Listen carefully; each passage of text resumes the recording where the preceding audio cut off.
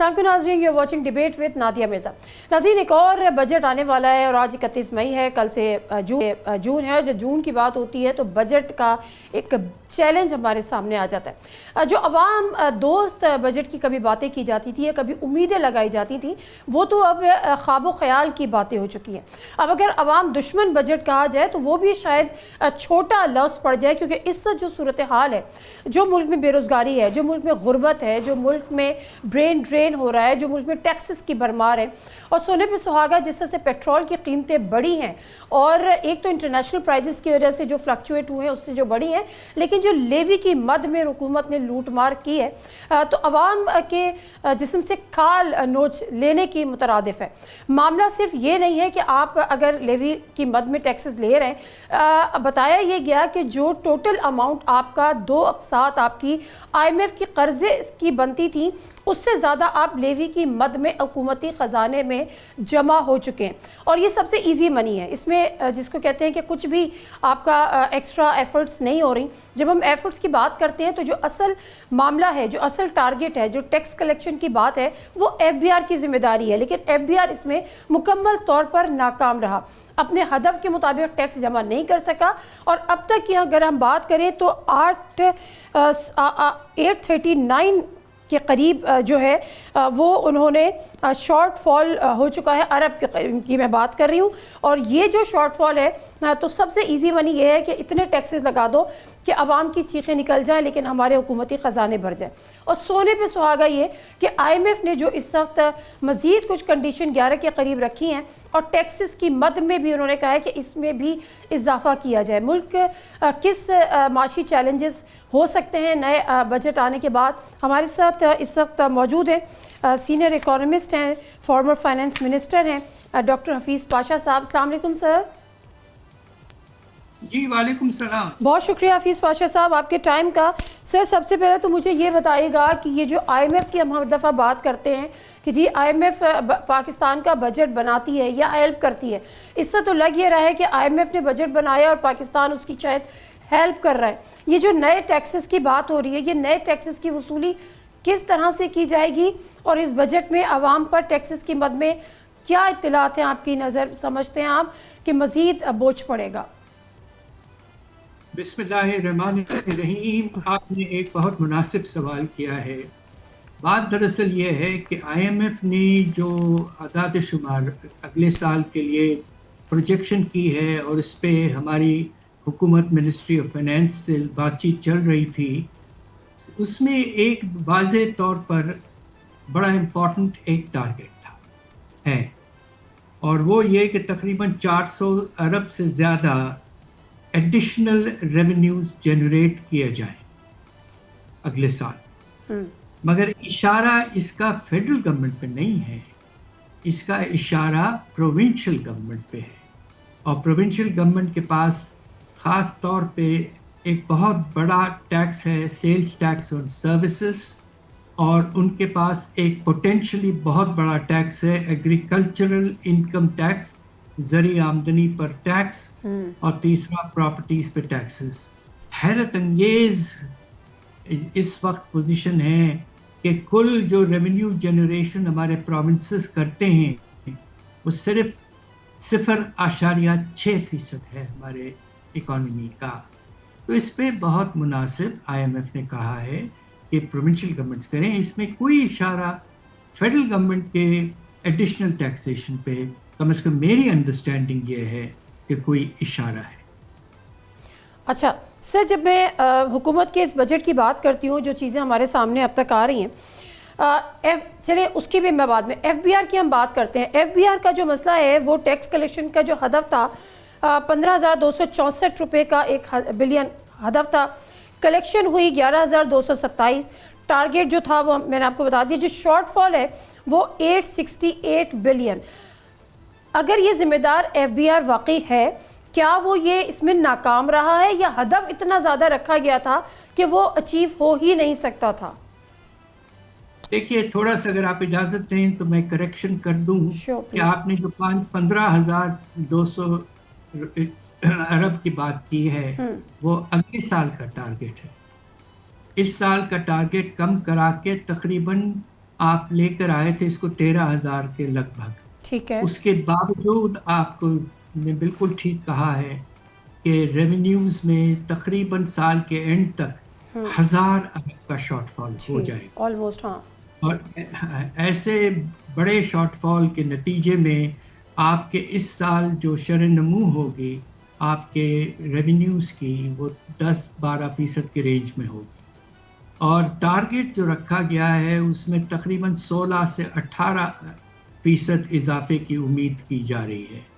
اب آپ یہ سوچئے کہ پاکستان اور ساری دنیا ایک ریسیشن میں جانے کا خطرہ ہے. مڈل ایسٹ کی جنگ کی وجہ سے حالات ہر جگہ خراب ہو رہے ہیں. ہمارے ہاں بھی آپ دیکھیے بجلی کی لوڈ شیڈنگ شروع ہو گئی ہے. ہمارے ہاں فرٹیلائزر کی کمی ہونے والی ہے. اس کے نتیجے میں پروڈکشن ہمارے جو مختلف کراپس ہیں ان میں کمی ہونے کا خطرہ ہے. افراط زر میں واضح طور پر اضافہ. تو ان حالات میں نمایاں طور پر ریونیوز میں اضافہ ہونا بہت مشکل ہوتا ہے. تو میری اپنی گزارش یہ ہے کہ ہمیں آئی ایم ایف کو سمجھانا چاہیے. آئی ایم ایف کو تو پتہ ہے کہ پاکستان تو ایک بہت بڑا نیگوشیٹر ہے اس جنگ میں. تو انہیں سمجھنا چاہیے کہ بات یہ ہے کہ آنے والا سال مشکل سال ہوگا اور اتنا بڑا ٹارگٹ سیٹ کرنا ایف بی آر کے لیے وہ واضح طور پر ان اٹینیبل ہوگا فرام دی فرسٹ ڈے.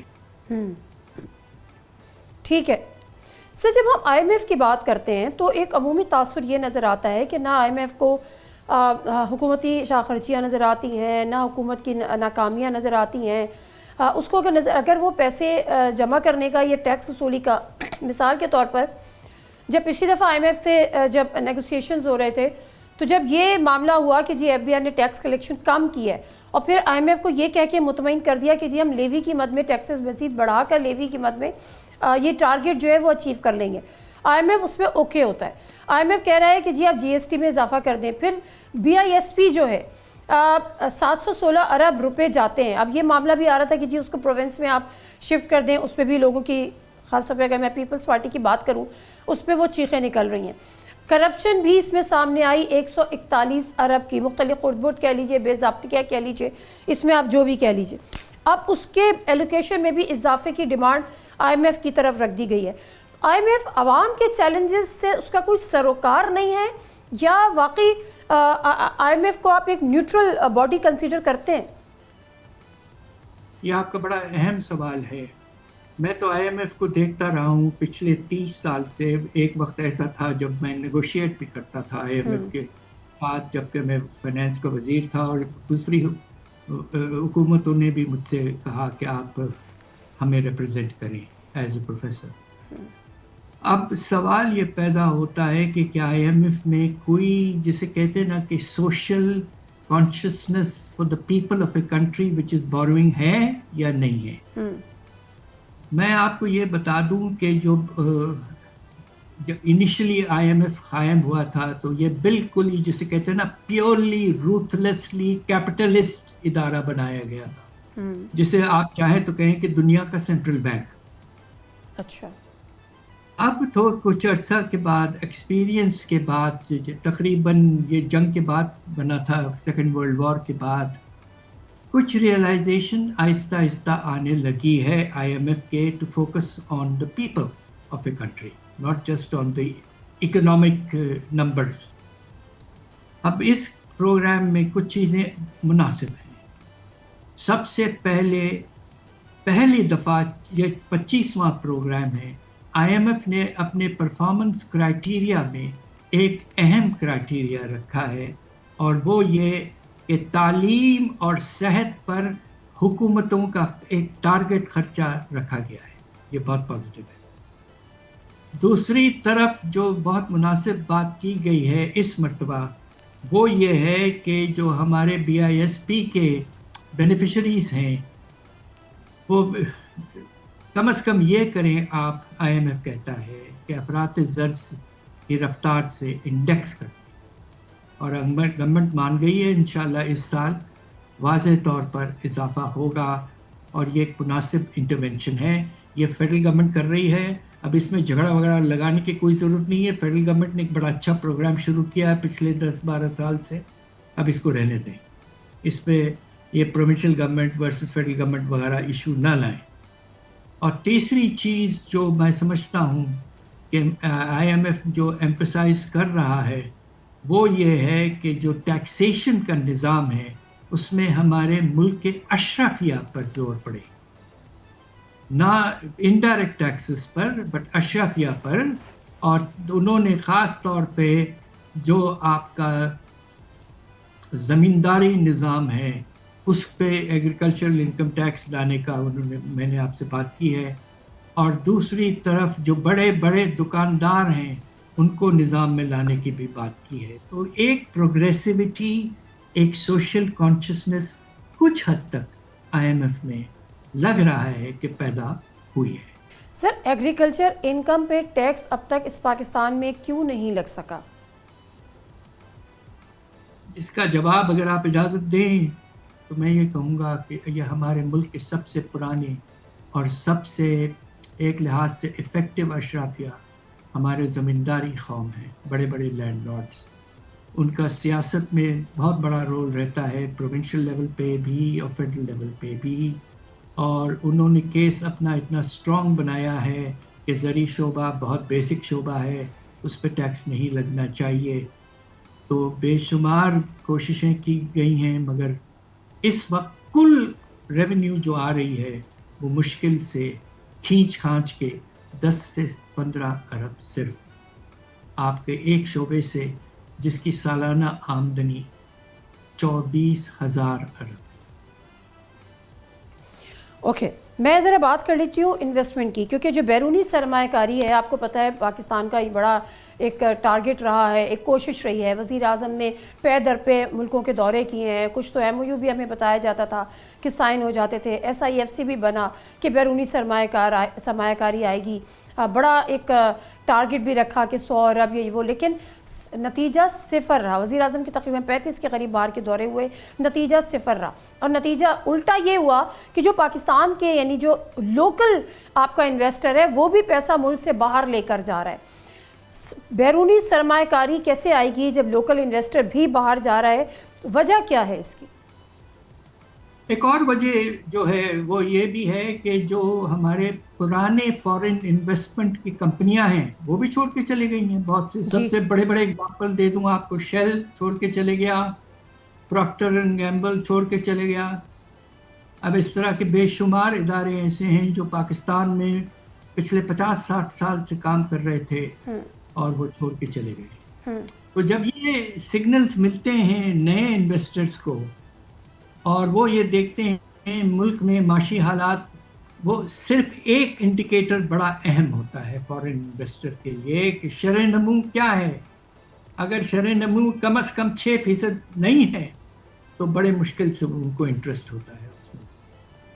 اور دوسری طرف پاکستان کے کانٹیکس میں کچھ اور فیکٹرز بھی ہیں جن کا یقیناً آپ کو اندازہ ہوگا, اور مختلف اداروں کے بغیر اس پہ کام نہیں ہو رہا ہے.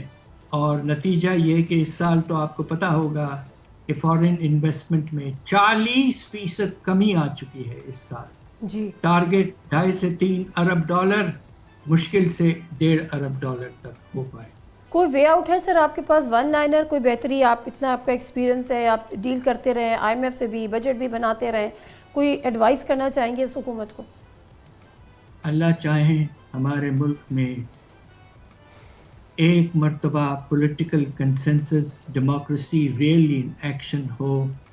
جو طرح ہمارے پرائم منسٹر صاحب نے چارٹر آف دی اکانومی کا کہا تھا, وہ ایک بہت مناسب چارٹر تیار ہو.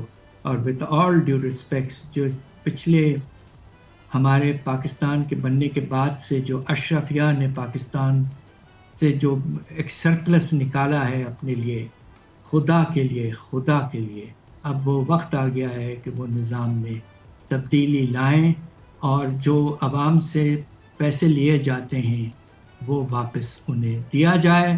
اللہ چاہیں گے ہمارا خوبصورت ملک ایک زمانے میں بہت کامیاب تھا, انشاءاللہ پھر سے کامیاب ہو سکتا ہے اگر سب مل جل کے पाकिस्तान को आगे ले जाने का एक इरादा मिलजुल के कर लें। Thank you. मिलजुल के, ठीक है, बहुत शुक्रिया हफीज़ पाशा साहब आपके टाइम का।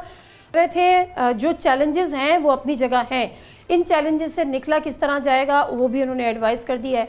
चार्टर ऑफ डेमोक्रेसी हो, सबके साथ हो, सब तमाम पॉलिटिकल जमातें जो हैं वो ऑन बोर्ड हो, मिलकर बैठें और उसी पे कुछ बेहतरी होगी। हमारे पास फॉरेन इन्वेस्टर नहीं आ रहा, लोकल इन्वेस्टर हमारा बाहर जा रहा है। जीडीपी जब तक आपकी 6% तक नहीं जाएगी वो फॉरेन इन्वेस्टर को अपील नहीं करेगी। ये तमाम चीज़ें और जो असल मामला है जिसका ढके छुपे लफ्ज़ों में डॉक्टर साहब ने जिक्र किया है, वो डेफिनेटली उनका इशारा था पॉलिटिकल स्टेबिलिटी की तरफ। अब पॉलिटिकल स्टेबिलिटी कैसे होगी, ये हुकूमत के लिए सबसे बड़ा चैलेंज है। और अगर ये हो जाता है और कोई चार्टर ऑफ डेमोक्रेसी हो जाती है, चार्टर ऑफ डेमोक्रेसी नहीं चार्टर ऑफ इकॉनमी, तो फिर शायद हालात कुछ बेहतरी की तरफ गामजन हो और लोगों का भी उस पर एतमाद हो। ब्रेक ले लेते हैं और ब्रेक से वापस आते हैं। ज़रा केपी की तरफ भी रुख करेंगे कि वहाँ मामला क्या चल रहा है, कुछ नाराज़ अरकान है, क्या कोई फॉरवर्ड ग्रुप बनने जा रहा है। और उसके साथ साथ जो गिलगित बल्तिस्तान के इलेक्शन हो रहे हैं, पीटीआई को शिकायत है कि जी उनको लेवल प्लेइंग फील्ड नहीं मिल रही। दूसरी तरफ इलेक्शन कमीशन ने कह दिया है कि जी ना वज़ीर आज़म वहाँ पर जाएंगे, ना सदर वहाँ पर जा सकते हैं, ना मिनिस्टर्स अपनी कैंपेन चलाने जा सकते हैं। ताहम गवर्नर वहाँ पर पहुँचे हुए हैं, गवर्नर पंजाब की बात करी हूँ। ब्रेक लेते हैं, वापस आते हैं, स्टे विद अस।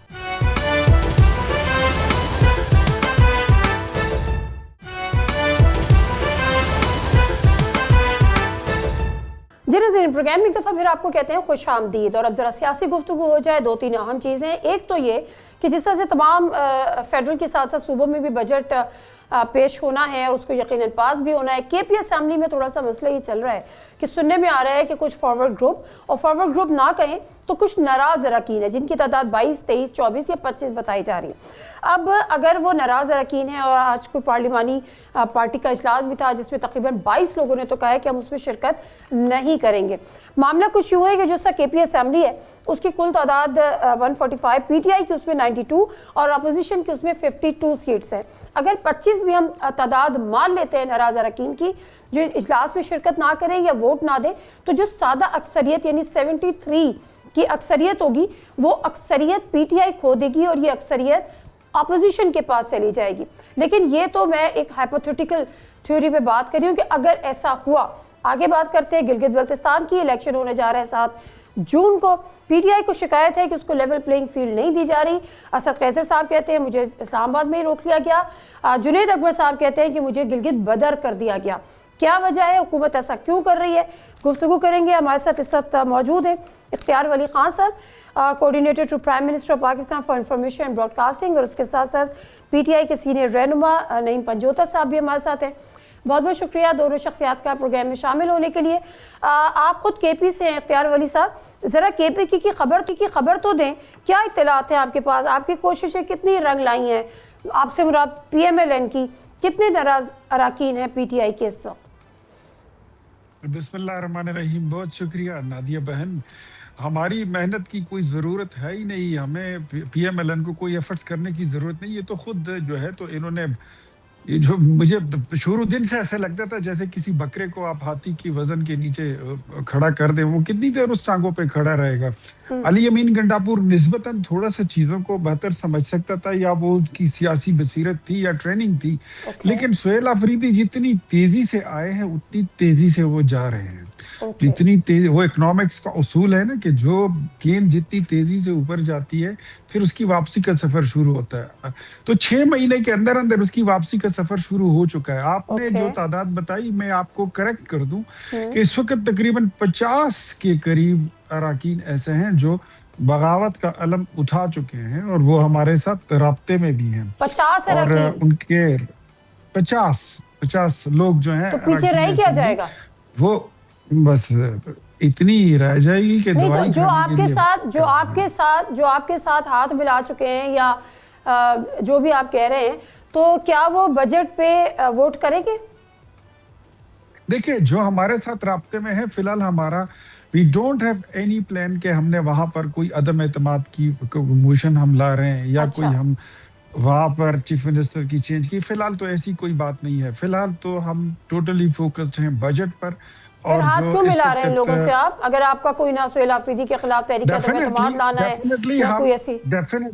ڈیفینیٹلی ہم سیاستدان ہیں، سیاسی پارٹی ہیں، وفاق میں ہماری حکومت ہے اور ہم چیزوں کو دیکھیں گے بھی، پرکھیں گے بھی، اور جو صوبے تو کے سہیل عوام کے آفریدی مفاد آپ میں کہہ رہے ہیں نا جا رہے ہیں، تو وہ دو ہی صورتوں میں جا سکتے ہیں، ان کے خلاف تحریک عدم اعتماد ہے یا وہ نااہل ہو جائیں عدالتوں سے کسی معاملے پر۔ میں اس بات پہ کوئی نہیں کہتا کہ وہ کس راستے سے جائیں گے، لیکن ان کا لگ ایسا ہے جو فضا بن چکی ہے، بادل گرج برسات بن اس کے وہ ایسے لگ رہا ہے کہ اس کے جانے کے دن اچھا آپ جو کو ہے تو لگ وہ رہا ہے، پورے ہو ٹھیک ہے چکے ہیں۔ ٹھیک ہے ٹھیک ہے، وہ یہ آپ کو مطلب لگ رہا ہے، حالات بتا رہے یہ ہیں، خبر ان کی نہیں ہے، یہ پارٹی آپ کے کی اپنے خواہش ہے؟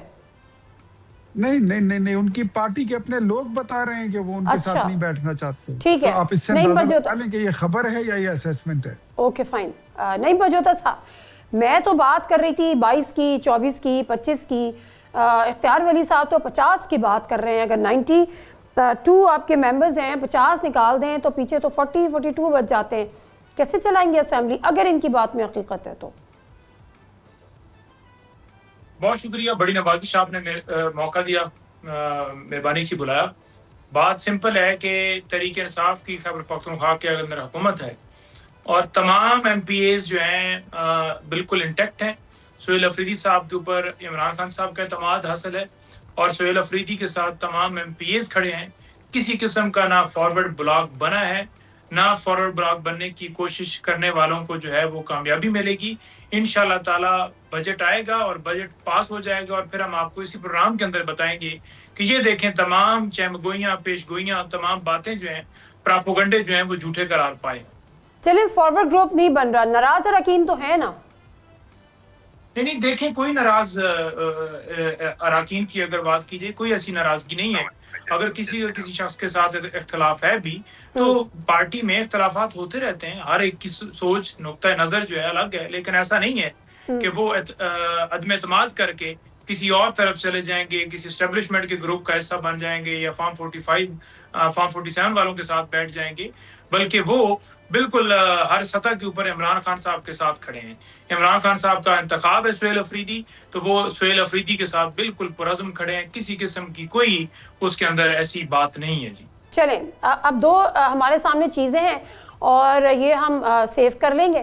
اختیار ولی صاحب کہہ رہے ہیں کہ 50 لوگ ناراض ہیں، فارورڈ گروپ کی تیاری ہے، آپ کہہ رہے ہیں ایک بھی نہیں ہے، چیزیں انفولڈ ہوں گی، کلیئرٹی ہو جائے گی۔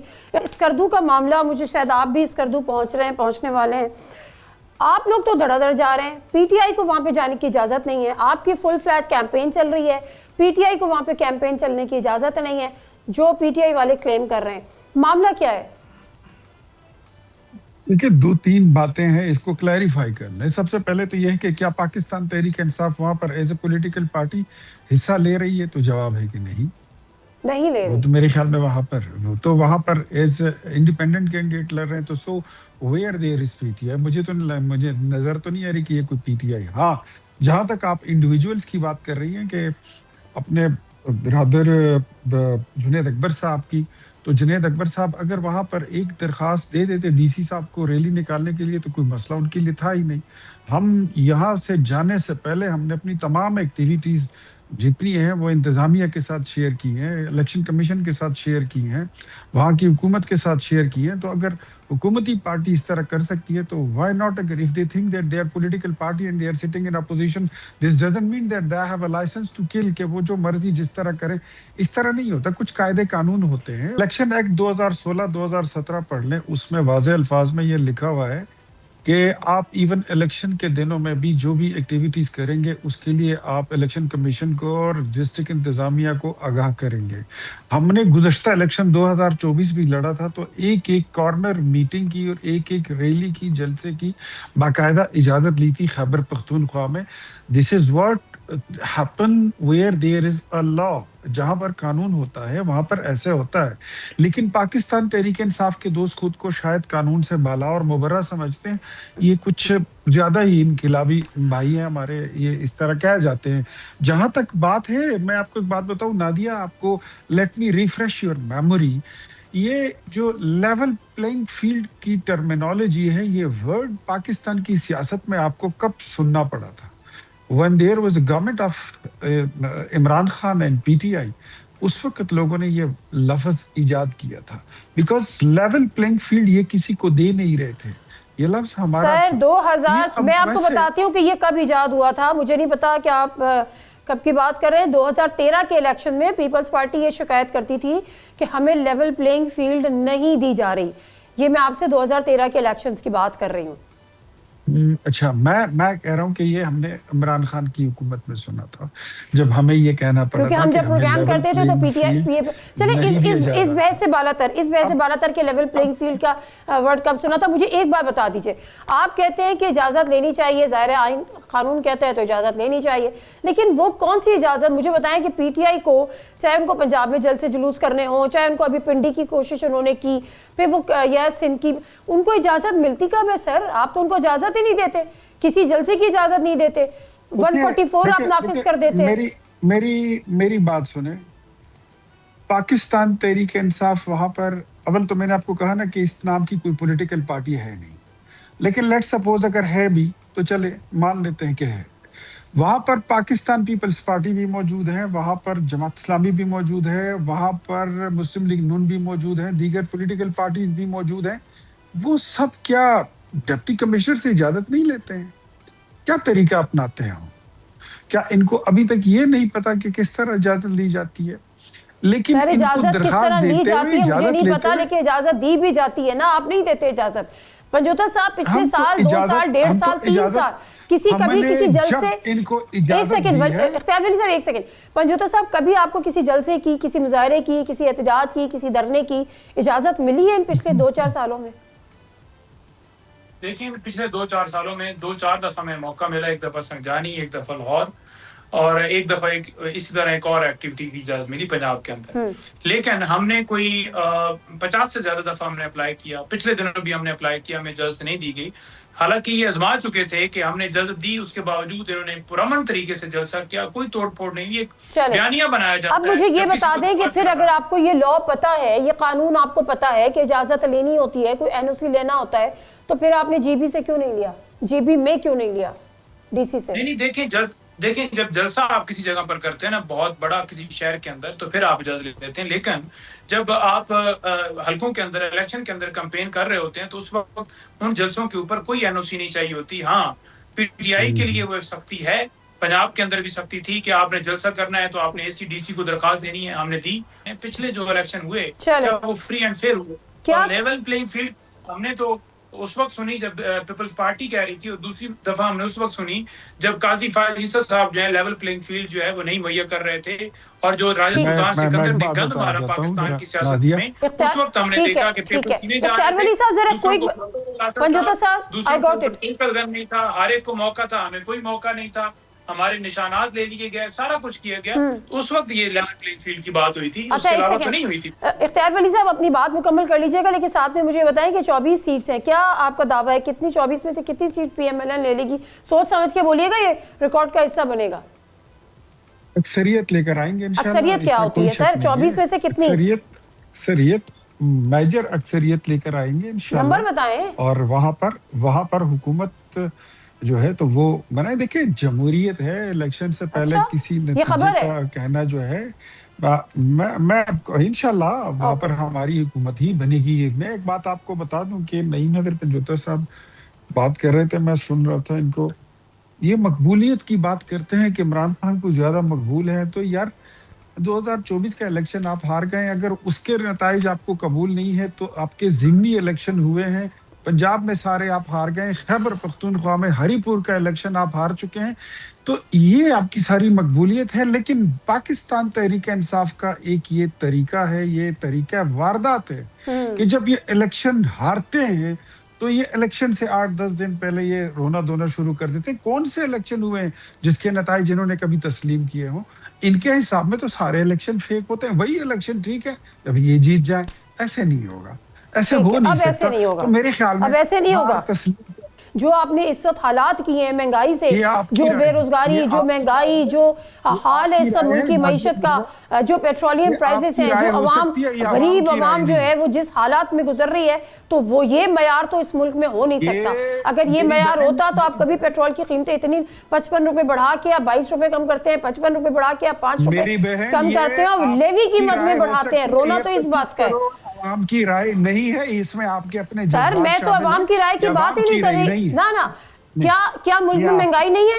ایک سیکنڈ, ملک میں مہنگائی نہیں ہے, ملک میں غربت نہیں ہے, ملک میں بے روزگاری نہیں ہے, پیٹرول پرائسز آپ نے اتنی نہیں بڑھائی. سر کیا یہ ملک 4 سال پہلے ڈیفالٹ نہیں ہو رہا تھا؟ سر اس کا مطلب یہ ہے کہ آپ لیوی کی مد میں عوام کی کھال اتارے. جہاں سے پیٹرول آتا ہے ان ملکوں میں جنگ نہیں لگی ہوئی تھی کیا؟ انڈیا میں سر صرف پاکستان میں ہی اس کے اثرات ہوئے, لوگوں نے خانہ جنگی شروع کر دی. سر اثرات پاکستان میں ہوئے. جتنا پیٹرول پاکستان نہ کرے ولی صاحب, جتنی پیٹرول پرائسز پاکستان میں بڑھی ہے کسی ملک میں نہیں بڑھی. خدا نہ کرے پاکستان میں جنگ تھوڑی لگی ہوئی تھی. اور آپ نے پیٹرول پرائس ابھی آپ کی انٹرنیشنل پرائس کتنی ہے؟ 85 روپیز بیرل.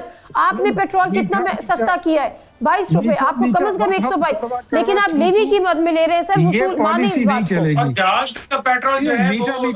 سر میں صرف پیٹرولیم پرائسز کی بات کر رہی ہوں. آپ تسلیم کریں کہ آپ لوگوں نے بڑھائی ہوئی ہیں. نہیں, ہم نے اس لیے بڑھائی ہے کہ مارکیٹ میں بڑھی ہے. نہیں بڑھی نا سر, 85 روپیز, 85 ڈالر چل رہی ہے مارکیٹ میں. آپ نے لیوی بڑھائی ہے سر, آپ نے لیوی بڑھائی ہے سر, آپ نے لیوی بڑھائی ہے سر. جاتے ہوئے پروگرام کو کلوز کرنے سے پہلے اپنی مرضی کی تقریر کر کے اپنا کلپ اگر آپ نے وائرل کرنا ہے تو میری بہن کر لیجیے. آپ نے لیوی کی مد میں پیسے نہیں بڑھا, آپ نے لیوی ٹیکس نہیں بڑھایا. چلے کر لیں, اور بھی کچھ لگا دیں اگر آپ کو کچھ اور. نہیں آپ کہہ دیجئے نہیں لگایا ہم نے. اگر آپ کا شو اچھا بک سکتا ہے کر لیجیے. سر آپ کہہ دیجئے نا کہ میں جھوٹ بول رہی ہوں. آپ کہہ دیجئے لیوی کی مد میں آپ نے ٹیکسز نہیں لگائے ہوئے. آپ غلط بیانی سے کام لے رہی ہے. جتنا ممکن ہو سکتا تھا ہم نے 129 روپے کی 129 ارب روپے کی سبسیڈی دی ہے. آپ کیوں اس کا ذکر نہیں؟ سر آپ نے لیوی کی مد میں پیسے بڑھائے نہیں بڑھائے؟ مجھے یہ بتائیے یہاں پہ جو ٹرانسپورٹ چل رہی ہے یہ کیوں چل رہی ہے؟ اس میں سے 129 ارب بھی عوام کو نہیں دیا آپ نے. تو ایسے تو نہیں ہوتا نا نادیہ, ایک سائیڈ لے کر اب باقی ساری سر میں سائیڈ کس کی لے رہی ہوں؟ میں پی ٹی آئی کی تو کوئی بات نہیں کر رہی. چلیں آپ کہیے, لیکن یہ غلط ہے, یہ غلط ہے. چلیں جی غلط ہے اور حقیقت جو غلط ہے, اور حقیقت اس وقت یہ ہے کہ پاکستان میں جو پیٹرولیم, بہت شکریہ آپ کا, لیکن جو پیٹرولیم لیوی کی مد میں 2725 بلین روپے اکٹھے کیے گئے, جو کہ ایک ریکارڈ ریسیو ہے, جو اپریل اور مارچ سے لے کر اپریل 24 کی بات کر رہی ہوں. اور یہ جو آئی ایم ایف کی دو اقساط ہیں, 2 قرضوں کی اقساط ہیں, اس سے بھی کہیں زیادہ ہے. اختیار ولی صاحب کو یہ بات بری لگے یا اچھی لگے, لیکن حقیقت یہی ہے کہ جو پیٹرولیم پرائسز بڑھی تھی وہ ساری دنیا کے لیے بڑھی تھی, لیکن جتنا اضافہ پاکستان میں ہوا ہے اتنا کہیں بھی نہیں ہوا. اور پیٹرولیم پرائسز کی بات ہی نہیں تھی, بات یہ کہ آپ نے لیوی ٹیکس میں اضافہ کیا تھا. اب آپ اس کو کہیں کہ میں غلط بیانی کر رہی ہوں, تو فیکٹس اینڈ فگر چیک کیے جا سکتے ہیں. پروگرام سے دیجیے نادیہ مرزا کو اجازت. اللہ حافظ.